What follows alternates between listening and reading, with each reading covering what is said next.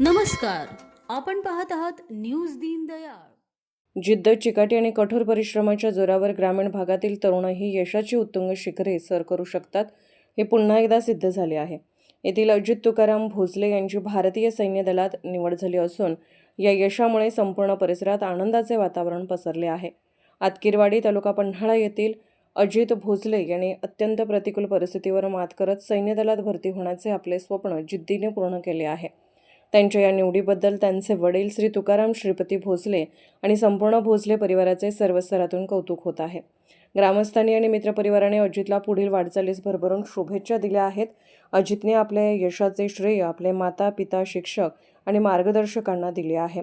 देशसेवेची संधी मिळणे हे माझे भाग्य आहे आणि मी पूर्ण निष्ठेने ही जबाबदारी पार पाडेन, असा विश्वास अजित भोसले यांनी यावेळी व्यक्त केला. अजितच्या या यशामुळे इतर तरुण पिढीलाही सैन्य दलात भरती होऊन देशसेवा करण्याची मोठी प्रेरणा मिळाली आहे. आतकीरवाडीतील गोरखनाथ तानाजी पाटील तसेच खर अशोकसुद्धा यांचीसुद्धा भारतीय सैन्य दलात निवड झालेली आहे. एकाच गावातील 3 तरुणांची निवड झाल्यामुळे ग्रामस्थांनी सर्वांचे कौतुक केले आहे.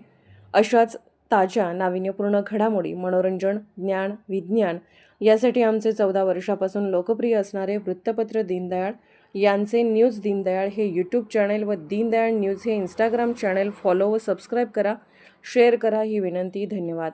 संपर्क 9404 01 8707 76 20 90 73 59.